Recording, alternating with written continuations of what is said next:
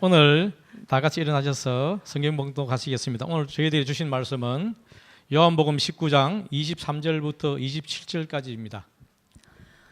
군인들이 예수를 십자가에 못 박고 그의 옷을 취하여 네 깃을 나눠 각각 한 깃씩 얻고 속옷도 취하니 이 속옷은 호지 아니하고 위에서부터 통으로 짠 것이라. 군인들이 서로 말하되 이것을 찢지 말고 누가 얻나 제비 뽑자 하니 이는 성경에 그들이 내 옷을 나누고 내 옷을 제비 뽑나이다 한 것을 응하게 하려 함이로라. 군인들은 이런 일을 하고 예수의 십자가 곁에는 그 어머니와 이모와 글로바의 아내 마리아와 막달라 마리아가 섰는지라. 예수께서 자기의 어머니와 사랑하시는 제자가 곁에 서 있는 것을 보시고 자기 어머니께 말씀하시되 여자여 보소서 아들이니이다 하시고 또 그 제자에게 이르시되 보라 내 어머니라 하신대 그때부터 그 제자가 자기 집에 모시니라. 오늘 본문 말씀을 이렇게 준비하면서 주님께서 이 휴가철에 이 본문을 만나게 해주신 것이 너무너무 감사했습니다. 휴가철이 되면 가족들과 함께 의미 있는 시간도 갖고 또 따로 분리된 시간을 갖는데 이거 즐겁자고 행복하자고 하는 시간인데 의외로 이 시기에 큰 소리도 한 번쯤 나게 되고 섭섭한 일들도 생기게 되고 어려운 일들도 만만치 않게 생기게 되는 것을 보게 됩니다. 야, 이 좋자고 하는 일인데 이렇게까지 해야 되나 하는 생각이 드는데 주님께서 관계 가운데 특별한 당신의 계획과 우리가 꼭 지켜야 될 기준에 대해서 오늘 우리 본문 말씀을 통해서 함께 살펴볼 수 있으면 좋겠습니다. 주님께서 가족의 새로운 정의와 함께 그리고 사람들을 어떻게 대하시는지에 대해서 이 말씀을 통해서 말씀하신다고 싶습니다. 어느 가정에 부부와 그리고 딸 이렇게 세 식구가 행복하게 살고 있었답니다. 그러다가 어느 날 이 아버지가 부산으로 갑작스럽게 발령을 받게 돼서 다 생활의 기반이 서울에 있다 보니까 부산으로 갑작스럽게 가족이 다 이사를 갈 수는 없고 아버지만 혼자서 부산으로 내려가게 되었답니다. 피치 못하게 두 집 살림을 하게 된 것이죠. 그렇게 내려가서 있는데 가정에서는 걱정이 태산 같습니다. 집에 있을 때에는 손가락 하나 까딱하지 않던 그런 남편이 부산 가서 잘 살 수 있을까? 이런 생각도 들기도 하고 혼자 사니까 염려가 되죠. 그래서 딸한테, 다 큰 딸한테 야 네가 한번 가봐라 이렇게 얘기해서 딸이 먼 길을 이렇게 가서 부산에 가게 됐습니다. 그런데 참 안타까운 현실을 만나게 됐어요. 이게 뭐냐면 집에 아버지 집에 들어갔는데 세상에 그곳에 다른 여자분이 같이 있는 거예요. 얼마나 놀랐겠습니까? 집에서는 그래도 철떡같이 믿고 있는데 아버지가 그렇게 그러고 있으니까 아무 이야기도 못하고 그냥 가만히 그 밤에 대해서 지내고 아무 말 안 하고 뭐 할 말도 없죠. 그렇게 해서 그냥 딸이 올라가더랍니다. 아버지 마음에는 이걸 들키고 났으니까 이제 끝났다 내 삶은 이렇게도 생각이 들고 무참한 마음도 들지만 자기의 잘못을 살펴보게 되는 그런 시간이 돼서 이런 일들 다 정리하고 그리고 집에 올라가서 무엇이든지 말하면 내가 다 들어야지 정말 죽음을 각오하는 마음으로 올라와서 집을 찾아왔답니다. 그런데 들어가서 아내에게 무슨 말을 해야 될까 계속 고민하다가 결국에는 문을 열고 들어갔는데 아내의 반응이 너무 예상하지 못했던 것이었답니다. 얼마나 여보 힘들었어요. 얼마나 어려웠어요. 그러면서 뭐 앉으라고도 얘기하고 뭐 그렇게 수고에 대해서만 이야기를 하니까 야 이게 너무 깜짝 놀란 거죠. 놀란 거죠. 근데 이유를 가만히 생각해보고 그리고 보니까 이 딸아이가 아버지가 한 것 이렇게 보고 마음의 상처도 너무 컸지만 올라와서 엄마가 당연히 물어보지 않겠습니까? 아버지 어떻게 지내시든 이렇게 이야기하니까 고민하다가 딸이 아버지 잘 지내고 계신다고 혼자서 고생이 말이 아니라고 이렇게 그냥 전달만 한 거죠. 그러니까 아내 입장에서는 그런가 보다라고 생각하고 있었고 남편이 올라왔을 때 아내가 대해주는 이런 일 때문에 의외로 미안하다고 이야기할 수 있게도 되고 이런 과정들을 풀어갈 수 있게 그 고난과 고비를 잘못한 상황들을 넘어설 수 있게 되었다. 딸 때문에 그렇게 되었다. 그렇게 이야기하는 것을 들었습니다. 나중에 이 딸아이가 결혼하는데 아빠는 더 퍼주려고 그렇게 하고 평생 은인이니까 그리고 딸아이는 괜찮다라고 이야기하고 이런 진풍력이 벌어질 정도였다고 합니다. 똑같은 딸인데 똑같지가 않고 아빠가 똑같은 아빠가 아닌 것을 우리도 경험을 많이 하죠. 가정을 이끌고 함께 만나고 있지만 어느 순간에 우리가 부르고 있는 아빠라는, 엄마라는 말, 아버지란 말, 어머니란 말, 딸이란 말, 아들이란 말이 그 의미가 더 깊이 여겨질 때가 우리에게 많이 있습니다. 우리에게 관계에 대해서 생각하게 하실 때 주님께서 가족과도 같이 이런 친밀한 관계에 대해서도 의미의 차이가 있을 수 있다는 것을 생각해 보게 하십니다. 그리고 이런 사건과 만남을 통해서 재정의될 수 있다고 다시 생각해 볼 수 있다라고 우리에게 도전하신다고 생각하게 되었습니다. 가정의 사건이나 만남을 통하여서 우리가 진짜 아버지로서, 어머니로서, 딸로서, 아들로서 어떤지를 재정의해 볼 수 있다. 다시 생각해 볼 수 있다. 주님께서 오늘 십자가 위에서 그와 같이 예수님을 보고 있는 마리아에게 그리고 요한에게 그리고 이 말씀을 읽고 있는 우리에게 가정과 관계에 대해서 재정의하고 계세요. 우리에게 우리가 생각하지 못했던 기준에 대해서 말씀하고 계신다라고 생각하게 되었습니다.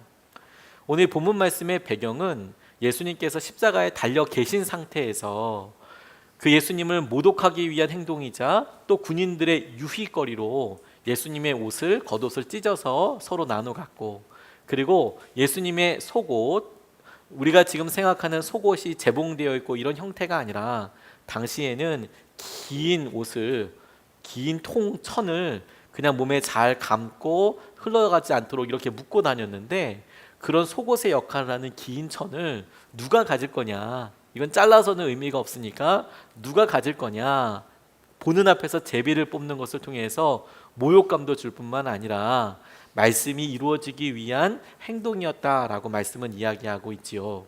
근데 그런 상황에서 예수님께서 자신의 어머니에게 요한을 가리켜서 아들이라고 말씀하시고 요한에게 자기 어머니를 보면서 어머니다라고 이렇게 이야기하고 계시는 거예요. 이게 어떤 의미가 있을까요? 우리가 말씀을 통해서 한번 같이 묵상해 보고 싶습니다. 첫 번째로 주님께서 어머니 마리아에게 새로운 아들 요한을 이렇게 말씀하시는 겁니다. 26절 말씀에 보니까 예수께서 자기의 어머니와 사랑하시는 제자가 곁에 서 있는 것을 보시고 자기 어머니께 말씀하시되 여자여 보소서 아들이니이다 이렇게 말씀하셨습니다. 예수님의 두 손이 십자가에 못 박혀 있었기 때문에 손가락으로 가리키지는 못했지만 어머니를 분명히 보고 옆에 있는 요한을 보며 아들이다라고 분명하게 소개하고 있는 장면이죠.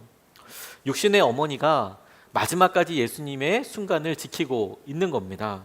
어머니에게 아들로서 어머니에게 아들로서 예수님은 정말 안타까운 마음이었겠죠. 예수님도 똑같이 그랬을 것이라고 생각이 듭니다. 그래서 자신을 따르던 제자 중에서 사랑한다고 생각하는 요한에게 요한을 소개시켜 주는 것이죠. 근데 여기에 우리 애가 생각해 봐야 할 중요한 질문거리들이 있습니다. 뭐냐면 마리아에게는 여러 자녀들이 있었다라는 겁니다.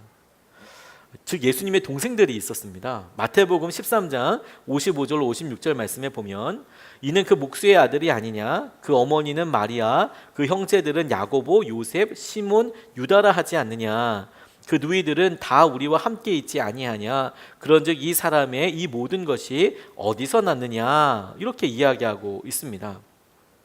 그러니까 성경 말씀이 예수님에게 4명의 형제가 있었고 누이들이라고 표현한 것을 보아서 적어도 2명 이상의 여자 형제들이 있었다라는 것을 보게 되는데 예수님 밑으로 7형제 혹은 6형제가 더 있을 수 있었다라고 우리가 짐작할 수 있습니다. 자신의 마지막을 마주하고 있을 때 예수님께서 어머니에 대해서 육신의 어머니에 대해서 걱정되는 것은 당연하다고 생각이 들 수 있는데 그런데 우리가 일반적으로 생각할 때 그 어머니를 맡기려고 한다면 자기의 동생들이 생각나야 하는 것 아닌가? 하는 것이죠. 동생들에게 네가 어머니를 잘 챙겨라. 나는 이렇게 가지만 어머니는 네가 챙겨라 라고 얘기할 법한데, 그런데 이 예수님의 마지막 십자가 사건에서 하다못해 이모도 와 있다고 이야기하는데 어머니 마리아가 있고 동생들은 아무도 없는 것이죠. 동생이 없어서 이야기했다기보다 주님께서 특별한 의도와 목적이 계신다라고 묵상하게 되었습니다. 십자가 앞에서 주님께서 마리아와 요한을 통하여서 새로운 가족의 기준에 대해서 강조하고 계시는 것이죠. 마가복음 3장 33절로 35절 말씀에 대답하시되 누가 내 어머니이며 동생들이냐 하시고 둘러앉은 자들을 보시며 이르시되 내 어머니와 내 동생들을 보라. 또는 누구든지 하나님의 뜻대로 행하는 자가 내 형제요 자녀요 어머니이니라 라고 이렇게 말씀하고 계세요. 누구든지 하나님의 뜻대로, 아버지의 뜻대로 행하는 사람이야말로 내 어머니이고 내 형제다라고 이야기하고 있습니다.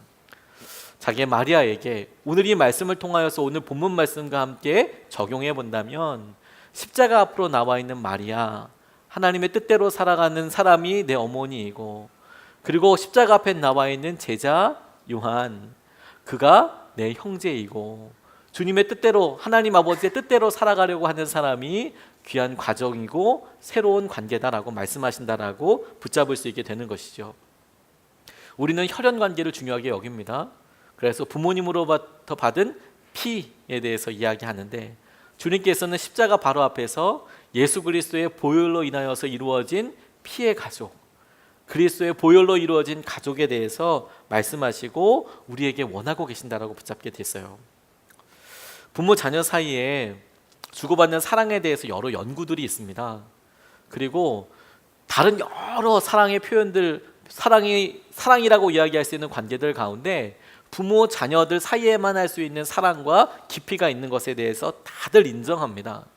근데 그게 깊기 때문에 큰 사랑도, 그리고 하나님의 사랑을 가장 닮았다라고도 표현을 하지만, 문제는 그 사랑의 연약함도 있어서 끝없는 상처도 같이 받는다라고 이야기합니다. 그래서 어렸을 때 부모님에게 외면당했던 상처와 배신당했던 상처, 혹은 버림받았던 상처들이 이게 쉽게 치유가 되지 않아서 너무 힘들고 어려운 삶을 살게 되는 경우들이 있죠.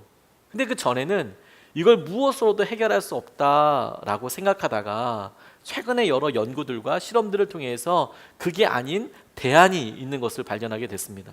그게 뭐냐면, 부모 자녀 사이의 사랑의 상처와 아픔과 관계들을 바로잡을 수 있는 관계가 부부 사이에 있다라고 그렇게 이야기합니다. 부모는 우리가 선택하지 않지 않았습니까? 또 부모 역시 자녀를 선택하지는 못했습니다. 그런데 이 부모 사이의 이런 관계들이 왜곡되고 힘들고 어려운 상태로 남아있다면, 그러면 하나님께서 우리를 만나자고 하실 때 주님 왜 이렇습니까? 왜 이렇게 내게 이런 상황을 주셨습니까? 라고 이야기할 수도 있지만, 그런데 하나님께서 우리가 어떤 상처와 아픔을 받았더라도 우리가 사랑해서 얻을 수 있는 관계, 부부 사이에 우리가 받은 상처를 다 치유하고도 남을 만큼의 사랑과 신뢰와 은혜를 두셨다라는 것이죠. 근데 저는 여기서 한 번 더 주님께서 말씀하신다고 생각하게 됐어요. 우리가 부모 자녀 사이는 다른 무엇으로도 새롭게 연결하기는 어렵지요. 입양이라는 그런 방법이 아니면 이런 관계를 얻기는 어렵지요. 그런데 부부 관계는 의지적인 결단과 사랑의 표현으로도 얼마든지 가능하다라는 것을 깨닫게 되었습니다. 그 말은 주님께서 우리에게 주신 십자가의 은혜, 하나님께서 오늘 마리아에게 말씀하시면서 당신의 아들입니다 라고 이야기하는 것을 통해 십자가 앞에서 만나는 사람들에게는 그와 같은 회복과 치유함이 있다라고 말씀하신다고 생각하게 되었습니다. 십자가 앞에서 사람을 만나는 것이다. 여러분, 우리가 이번 휴가나 여름에 주님 앞에 관계를 놓고 기도할 때 반드시 붙잡아야 될 것이 바로 이 말씀이라고 생각하게 되었습니다. 가족이 다 가족이 아니고, 우리가 우리에게 친밀하다고 해서 다 똑같은 의미가 아니라, 십자가 앞에서 주님을 만나고 다시 한번 어려움과 연약함을 덮고 주님께서 행하시는 것을 십자가 앞에서 함께 해결해야 하는 것이다. 그게 주님이 우리에게 새 가족에 대해서 정의하시면서 도전하시는 것이라고 붙잡게 됐습니다. 두 번째로 주님께서 이 본문 말씀을 통해서 우리에게 생각하게 하시는 것은 요한을 통해서 볼 수 있는데, 요한이라는 제자에게 어머니를 맡기셨다라는 것이죠. 27절 말씀을 보면 또 그 제자에게 이르되 보라 내 어머니라 하신데 그때부터 그 제자가 자기 집에 모셨다라고 이야기하고 있습니다. 주님께서 자기 요한에게 어머니를 맡기셨다. 어머니는 피를 나눈 사람이지만 제자와는 그렇진 않죠. 그런데 저는 이렇게 맡기는 것을 보면서 제게는 그럴 만한 사람이 있는가 생각해 보기도 했고, 어머니가 어떤 의미인가 라고 생각해 보게 되었습니다.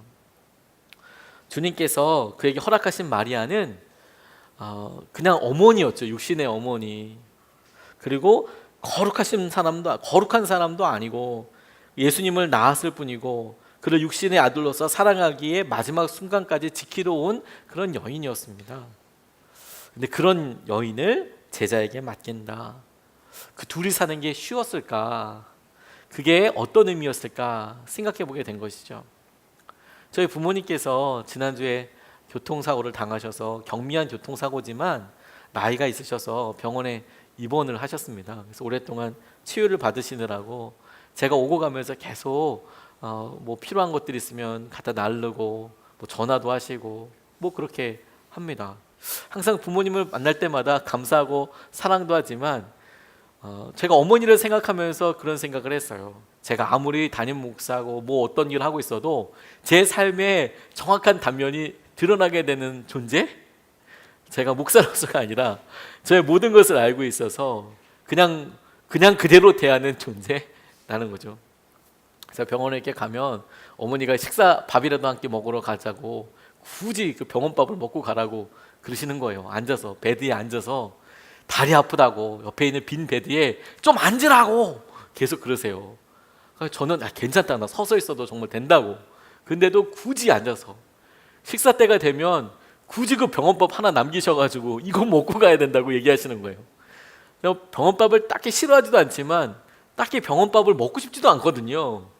밑에 사 먹어도 되는데 왜 이거를 굳이 두 분이서 하나를 남기셔서 굳이 저에게 먹이기를 원하시는지 너무 힘든 거예요. 근데 거기서 그냥 적나라하게 다 얘기하시는 거죠. 저희 어머니가 저의 여러 일들도 이렇게 축복해주고 그러시지만 제 연약함의 진짜 모습들에 대해서 그냥 그대로 제 삶의 속살 같은 모습들 다 그냥 보여주신 그런 분이시거든요. 저는 그런 어머니가 참 좋습니다. 근데 마리아를 이렇게 생각하면서 그 생각이 났습니다. 요한에게 거룩하고 경건한, 내게 있어서 제일 그래도 나을 만한 부분을 맡기는 게 아니고 내게 있어서 제일 연약하고 제일 예스럽고 그런 부분을 소중하게 맡기는 거. 그런데 이렇게 주님께서 맡기는 것, 사명으로서 주는 것을 통하여서 그 사명을 받는 행위를 통해, 순종하는 행위를 통해 예수님께서 얘기하시는 새로운 관계가 형성되더라는 거예요. 이게 주님께서 내게 맡기신 관계인 거구나, 내게 주님께서 주신 귀한 축복인 거구나 라는 것이죠. 사실 우리가 사랑을 받으면 변한다는 것을 알고 있지만, 그런데 사랑에는 더 놀라운 비밀 한 가지가 있습니다. 사랑을 받으면 변하지만 사랑을 하는 사람은 더 많이 변합니다. 그게 놀라운 진리이고 축복이죠. 우리 주위에 예화가 너무너무 많습니다. 당장 우리 자녀들을 보면 알지요. 우리 자녀들을 수십 년 동안 사랑해도 변합니까? 안 변합니까? 잘 안 변하는 것 같습니다. 그런데 여러분, 우리에게 자녀 한 명이 태어나고 나니까 수십 년이 아니라 태어나기만 해도 우리의 전 존재가 다 변해버렸습니다. 사랑을 받아도 변하지만 사랑을 하면 능력으로 변하게 되고 더 놀라운 은혜를 경험하게 되는 경우가 너무너무 많은 것이죠. 주님께서 요한에게 당신의 육신의 어머니를 맡기시면서 어머니다 라고 이렇게 이야기하실 때에, 이것이 예수님에게 있어서는 육신의 어머니로서 가장 마음속에 있는 마음의 짐이자, 마음속에 있는 여러 생각들, 과거의 모습, 이런 게 다 이해할 수 있지만 정작 요한에게는 그런 연약한 모습, 진짜 모습을 대면하는 것을 통해서 주님께서 주시는 놀라운 사랑의 기회, 변화의 기회를 받게 되는 거구나. 그러니 여러분, 우리가 이번 여름에 사람들을 만나고 우리가 휴가철에 사람들, 우리 사랑하는 가족들과 함께 할 때에도 우리가 그 기회를 하나님께서 내게 주신 사랑의 기회라고 받는 것이 주님께서 우리에게 이 관계를 통하여서 일하시고 역사하실 수 있도록 열어드리는 길이라는 겁니다. 이건 주님께서 내게 맡기신 거야. 내가 주님께서 하신 일이기 때문에 내가 사랑할 수 있는 기회로 삼는 거야 라는 것이죠. 예수님을 통해서 만난 사람들이 변화되는 것입니다. 1993년서부터 97년까지 우리나라에 미국 대사로 있었던 제임스 레인이라는 분이 원래는 미국 남부에 있는 명문 대학인 에모리 대학의 교수로 있었습니다. 미국 대학들이 다 크고 넓어서 기숙사와 혹은 교수들이 살고 있는 집과 자기가 일하고 있는 공간이 혹은 교수 연구실이 꽤 떨어져 있는데, 이 레인이라는 사람은, 제임스 레인이라는 사람은 건강을 위해서 걸어 다녔답니다. 막 걸어 다니다가 한 2년 정도 이렇게 걸어 다니는데, 걸어 다니는 길에 날마다 만나는 할아버지 한 분이 있었답니다. 처음에는 그냥 뭐 인사 정도 했겠죠. 하이, 뭐 어떠세요, 굿모닝 정도 인사했겠죠. 근데 좀 지나가다가 날마다 만나니까 뭐 하세요, 심심하지 않으세요, 그러면서 나름 친해졌답니다. 말벗이 되어주고, 내게 이 사람 만나게 하신 거 있으니까 또 뭐 계속 이야기하고 2년 동안 친분을 나눴는데, 어느 날 갑자기 이 할아버지가 안 보이시더라는 거예요. 그래서 그간 2년 동안 이야기했으니까 집도 대충 어딘 줄 알지만 한 번도 가보지 않았는데 집을 찾아갔다는 겁니다. 왜 어르신이 안 보이나? 그리고 갔더니 아니, 그 노인이 바로 그 전날에 돌아가셨다는 거예요. 그래서 장례식에 모셔져 있다고. 너무 깜짝 놀라서 안타까워서 그래도 마지막 가는 길에 인사라도 드려야겠다, 장례에 참석하기로 이제 갔는데 조문을 하는데 깜짝 놀랄 소식을 듣게 됐습니다. 그 노인이 이 코카콜라 회장이었던 거예요. 코카콜라 회사의 회장이었던 거예요. 그래서 유족 한 사람이 레인이에게 다가와서 편지를 남기셨다고, 봉투를 이렇게 건네는데 회장님께서 당신에게 남긴 유서가 있습니다. 근데 유서 내용을 보고 또 한 번 놀랐습니다. 왜? 당신이 2년여 동안 내 집 앞을 지나면서, 그 공원이 다 자기 집이었나 봐요. 2년 동안 내 집 앞을 지나면서 말벗이 되어준 좋은 친구였어. 내 친구 레인이 정말 고마웠습니다. 나는 당신에게 코카콜라 주식 5%를 유산으로 남깁니다. 5% 정도. 우리는 뭐 5%는 놀라지 않습니다. 그렇죠? 한 50% 돼야 생각을 하지만, 자, 코카콜라가 얼마나 되는지는 모르겠지만 국제적인 그런 회사이지요. 제가 알기로는 삼성보다 크다고 알고 있습니다. 거기에 5% 정도 되는 배당금과 주식을 준다는 건 사실 엄청난 것이죠. 그러나 날마다 만나는, 나를 위해서 반갑게 인사해주는, 내게 있어서 유일한 의미가 돼준 그 사람에게 5%를 남겨서 유산으로 주었다는 거예요. 그 뜻밖의 유산을 받은 이 레이니 교수가 그 돈을 전부 다 에모리 대학의 발전 기금으로 내놓았습니다. 그리고 나서 이 학교가 엄청난 그런 명문 학교로 거듭나게 되고, 나중에는 대학원 이름 자체를 레이니 대학원이라고 할 정도로, 대학원 하나를 레이니 대학원으로 만들 정도로 이 레이니에 대해서 기억한다고 이야기를 하더라고요. 주님께서 여러분 우리에게 만나게 하시는 사람들 가운데 그냥 만나게 하는 사람은 없습니다. 근데 우리가 거기에 의미를 부여하는 것이죠. 왜 만났을까? 주님께서 내게 사랑하라고 만나게 해주신 거구나. 요한에게 당신의 어머니 맡겨주시면서 결코 깨끗하거나 어떤 뭐 관계가 아주 나이스하거나 이러지 않을 겁니다. 할머니 모시면서 살면서 요한에게 어떤 삶의 일들이 있었는지 우리가 미루어 짐작하면 짐작할수록 아주 험난했을 거라고 생각이 듭니다. 그런데 그게 오히려 요한이 주님을 더 깊이 만나고 붙잡게 되고, 예수님의 명령이니까 예수님 때문에 얻게 된, 관계를 통해서 얻게 된 놀라운 축복이었다라는 거죠. 그런 여러분, 이번 여름에 주님께서 우리에게 주신 우리의 여러 만남에 이것을 축복으로 받아들일 것인가, 아니면 부담으로 받아들일 것인가, 주님에게 관계를 통해서 도전하시는 것이라고 생각하게 되었습니다. 마지막으로 주님께서 우리에게 주시는 말씀으로 같이 기도하고 싶은 것은 27절 말씀에 나와 있는 한 문장입니다. 그 제자가 자기 집에 모시니라, 이렇게 나와 있습니다. 27절 말씀에 또 그 제자에게 이르시되 보라 내 어머니라 하신데, 그때부터 그 제자가 자기 집에 모시니라, 이렇게 표현하고 있습니다.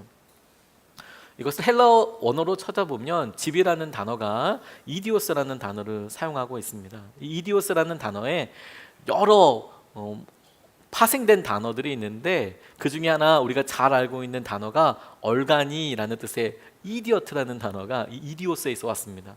왜냐하면 이디오스라는 단어 자체가 갖고 있는 첫 번째 제일 많이 쓰이는 뜻이 뭐냐면 자기 자신의 것, 자기 자신의 뭐 이런 것이거든요. 그러니까 얼간이 뭐 이런 뜻이 어디에서 왔냐면 자기 자신만 생각하는 거예요. 다른 거 잘 보지 못하고 자기 자신의 것만 보고 있는 것. 그러니까 자기 집으로 모셨다 할 때 이 이디오스라는 단어는 자기 자신의 것으로 이런 표현입니다.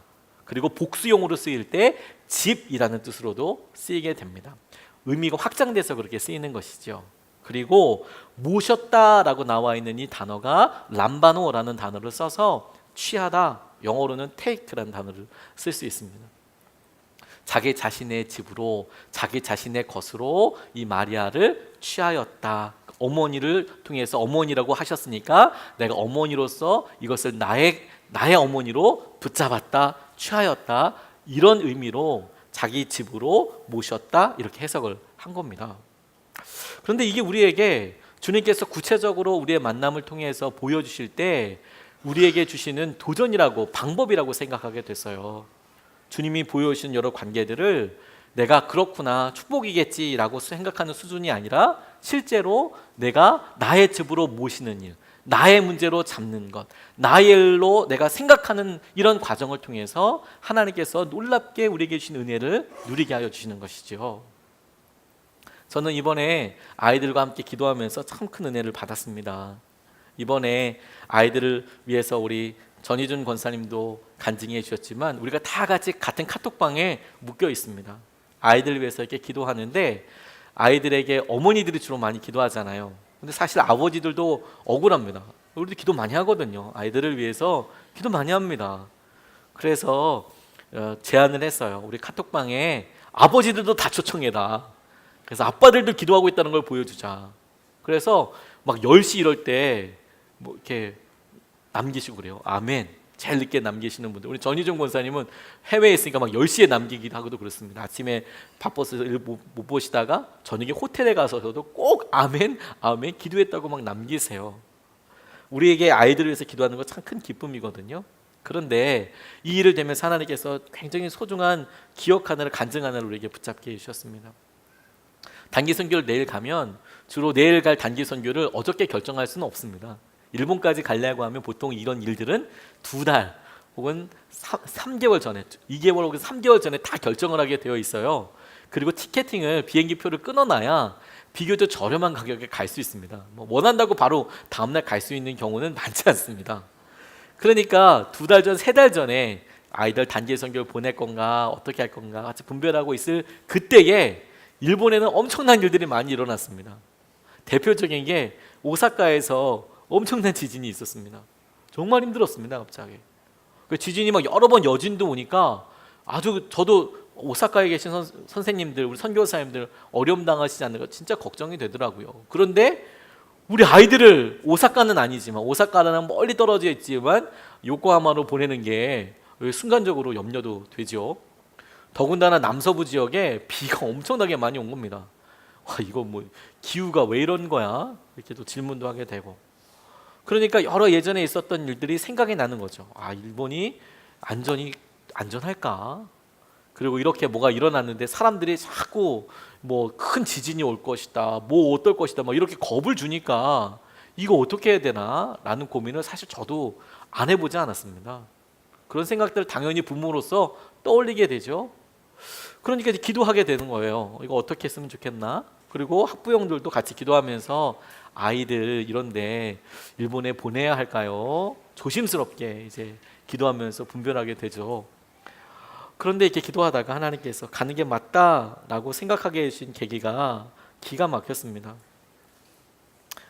아이가 이걸 놓고 기도하는데 내가 가야 될까 하다가 하나님께로부터 말씀을 붙잡았다는 거예요. 마가복음 16장 15절로 18절 말씀, 단기팀 중에 한 명이 이런 말씀을 붙잡았습니다. 또 이르시되 너희가 온 천하에 다니며 만민에게 복음을 전파하라. 믿고 세례를 받는 사람은 구원을 얻을 것이요 믿지 않는 사람은 정죄를 받으리라.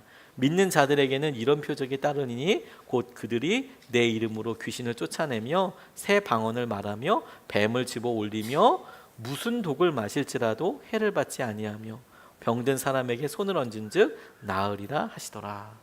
이 말씀을 묵상하다가 기쁨으로 받았다라는 거예요. 무슨 독을 마셔도 해를 당하지 않을 것이다. 무슨 독을 마셔도. 와, 그 얘기를 듣는데 너무 소름이 끼칠 만큼 감사했어요. 하나님께서 우리에게 주시는 말씀이 맞구나. 저희가 아이들 보내놓고 나서 일부러 독이야 먹이겠습니까? 그런 일은 없겠지요. 그런데 무슨 독을 마셔도 해를 당하지 않겠다라는 믿음에서 나오는 걸음은 특별하다는 생각을 하게 됐어요. 그리고 이것 자체가 더욱 놀라게 됐어요. 왜냐하면 우리에게 선교의 의미와 우리가 아이들을 보내놓고 일어나는 영적인 변화에 대해서 깨닫게 해주셨습니다. 그게 뭐냐면 사랑하는 우리 아이들을 이렇게 보내놓고 나서 우리에게 어떤 반응이 일어나는가 하는 것이죠. 우리에게 어떤 결단이 서게 되는가 하는 것입니다. 일본에 대해서 좋게 생각하시는 분들도 계시고 또 여전히 심리적인 거리로 멀게 생각하시는 분들도 계시리라고 생각합니다. 그리고 그건 뭐 사람마다 차이가 있으니까 당연한 거라고 생각이 듭니다. 그런데 그런 모든 상황을 뛰어넘어서 사랑하는 우리 아이들이 일본에 가 있는 것을 통하여서 그 기간과 그 땅이 우리에게 아주 전혀 다른 의미로 다가오게 됐어요. 신문을 가끔 가다 보면 뭐 후지산이 터지네, 뭐 터질 수 있대네, 뭐 어떻게 되네 이런 말을 막 밑도 끝도 없이 막 이제 뭐 나름대로의 근거를 가지고 이야기하지만 아무도 모르는 거지 않습니까? 우리나라도 뭐 화산이 뭐 터지지 않는 법은 없으니까요. 근데 변화 한 가지가 뭐냐면 적어도 우리가 그 전에는 신문으로 보면 그런가 보다 막연하게 뭐 그래 뭐 안 왔으면 좋겠다. 사람들 다치고 그러면 좋지 않으니까 이런 정도로 생각하고 있다가 우리 아이들이 그곳에 가 있는 그 기간에는 어떻게 기도하게 되겠습니까? 하나님 절대로 안 됩니다. 절대 안 됩니다. 주님께서 완전히 지켜주셔야 합니다. 이렇게 기도하게 되겠다는 생각이 들었어요. 그 변화 자체가 얼마나 귀한 변화인지 몰라요. 왜냐하면 여러분 하나님께서 예수 그리스도 당신의 독생자 아들을 우리에게 보내주실 때 똑같은 마음으로 그렇게 보내주신 거라고 생각하게 됐어요. 주님께서 이 땅을 보시고 하나님께서 이 땅을 보시고 당장 쓸어버려도 이상이 없을 만한 패역한 세대에 주님께서 예수님을 보내셨습니다. 하나님께서.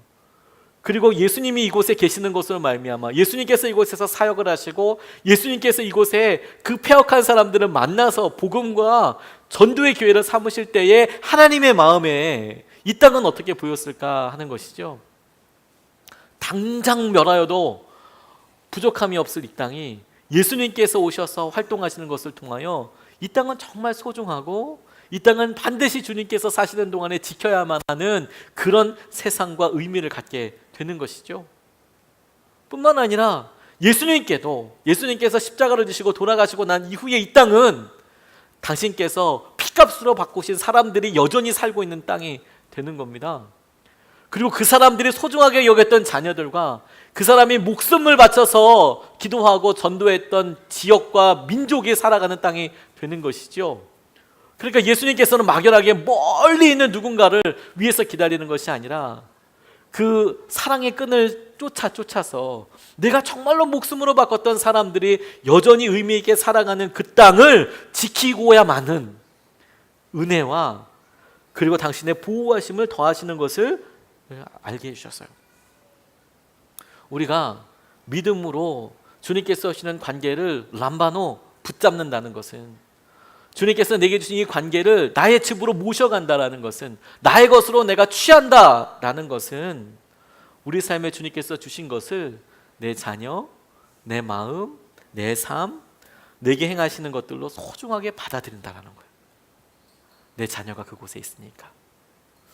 이것은 처음부터 우리와 관계 있는 멀리 있는 그런 지역에서부터 시작되는 것이 아니라고 싶습니다. 바로 우리 옆에 있는 우리 자리를 그 주님의 마음으로 받아들이는 것이죠. 우리 사랑하는 아이들을 놓고 마치 우리가 아이들을 어린이집에 보내놓고 수족구 돈다는데 주님 우리 아이 수족구 걸리지 않게 해주세요 라고 기도하다가 주님 우리 아이가 다니는 우리 손주가 다니는 어린이집에 수족구 안 돌게 해주십시오 라고 기도하다가, 주님 우리 아이가 다니는 초등학교 거기에 수족구 돌지 않고 아프지 않게 되고 기도하다가, 하나님 우리 아이들이 만나는 학원에 지켜달라고 기도하다가, 하나님 그 나이 또래 애들이 그렇게 해달라고 기도하다가, 하나님 이 세대가 거룩하게 해달라고 기도하는 것과 똑같이 주님께서 우리에게 주신 소중한 관계들을, 가족들을 우리가 주님의 눈으로 보고 축복할 수 있으면 좋겠습니다. 첫 번째로 주님께서 눈을 열어서, 주님 이게 주님께서 주시는 십자가 앞에서 만나는 관계인 것을 내가 믿습니다. 십자가 앞에서 만나고 싶습니다. 또한 주님 이것이 주님의 명령이어서, 주님이 주신 사명이어서 만나게 되는 통로가 되었으면 좋겠습니다. 그리고 나아가서 주님, 주님의 십자가와 주님께서 명령하셔서 사명으로 만난 이 관계가 주님께서 우리에게 소중하게 마음을 열어서 나의 관계로, 나의 생각으로 지금 내가 붙잡고 그 사랑을 누리게 해 주십시오. 우리가 주님의 십자가상의 이 은혜와 관계가 새로 정의된 이 가족의 고백이 우리 가운데 충만한 축복의 통로로 이어지고 관계로 이어질 수 있도록 이 시간에 우리 같이 말씀 붙잡고 함께 기도하시겠습니다.